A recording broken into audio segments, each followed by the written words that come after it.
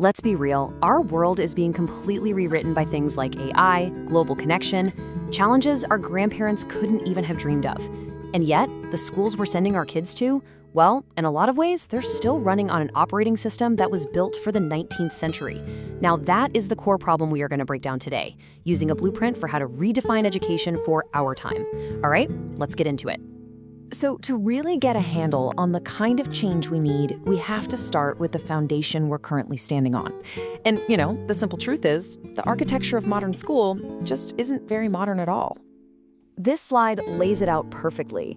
On the left, you've got that industrial age model of education. It was a system designed to churn out a compliant, efficient workforce, people who could follow instructions and nail down standardization. But then look to the right. The challenges of our century demand the total opposite, don't they? We need adaptability, creativity, and the ability to ask really tough, insightful questions. It's a huge design mismatch between the schools we have and the world we actually live in. Now, this mismatch, it actually has a name. The source material calls it structural lag, and it's a really powerful idea. It's what happens when our social systems, like education, just can't keep up with the crazy pace of change in technology, culture, and the economy. So let's look at the symptoms.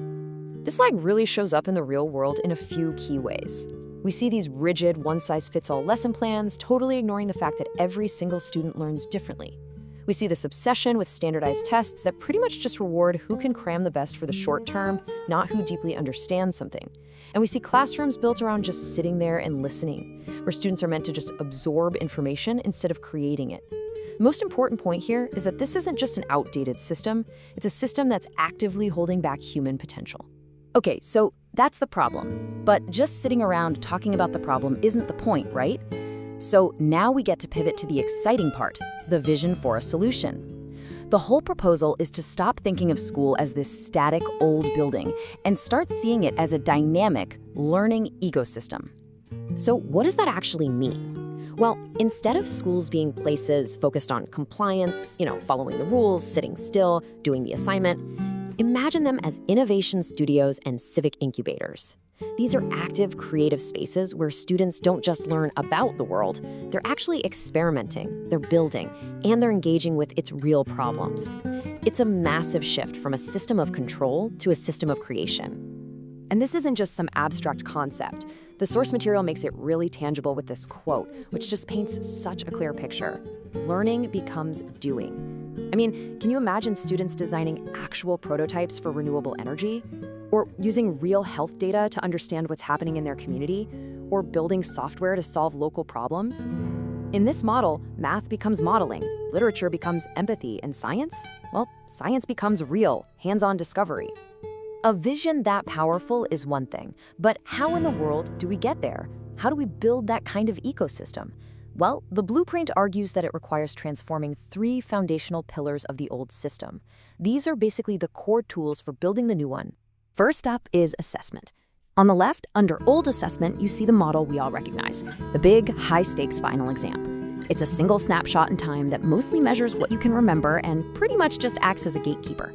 But the new model over on the right is a complete change in mindset. It focuses on growth measurement through things like portfolios and projects. Feedback is happening all the time. It's not just a final grade. The whole purpose shifts from judgment to development. It's a tool to help the learner get better, not just to rank them. The second pillar we have to transform is the role of the teacher. In a world where any fact is just a quick search away, the idea of a teacher as a content delivery system is, well, it's obsolete. Their role has to evolve into something way more valuable, a cognitive architect. Now, what that means is they're not just giving out information, they're designing learning experiences. They become mentors and facilitators who guide students through tough questions, teach ethical reasoning, and coach them through messy, complicated problems that don't have easy answers. And the third tool is technology. But what's so important to get here is that this isn't about just throwing more devices into classrooms. This quote just nails the new philosophy. Technology has to become core infrastructure, woven right into the fabric of learning. Its purpose isn't just to be flashy. It's to strengthen how we think with new tools, to allow for true personalization for every student, and, this is critical, to automate all the repetitive tasks, to free up teachers to do that high-level mentoring we were just talking about. Okay, I know. That is a huge vision. Redesigning assessment, the role of teachers, our use of tech, it can feel totally overwhelming. So the critical question is, where do we possibly start? Well, the blueprint argues for an evolutionary path, not some overnight revolution. It's all about taking smart, iterative steps. So here are some of those real, concrete actions. And notice, this isn't about trying to do everything at once. You can start small. Set up pilot innovation studios in just a few schools. Replace just one high-stakes test with a portfolio to see how it works. Roll out some AI tools in specific subjects. Fund new training for teachers in design thinking. See? Every action is a manageable experiment that builds momentum and gives you the evidence you need for the next step. So, as we bring this all together, what's the single most important idea to walk away with? It's about completely reframing how we think about the role of education in our society. The source material gives us this incredible metaphor. Education is our societal operating system. It's not just another institution or some government department. It's the underlying code that our entire society runs on. It shapes our collective ability to solve problems, to innovate, to work together. And if your operating system is out of date, everything you try to run on top of it is going to lag and sputter, and eventually, it's going to fail. And that leaves us with this final, really provocative thought. Change is already happening. The world is not waiting around for our education systems to catch up. So the choice isn't if things will transform, it's how. Is it going to happen reactively in some chaotic scramble to keep up? Or will it be guided by a deliberate, intentional, human-centered vision? That's the defining question this blueprint leaves us with. Are we ready to step up and guide it?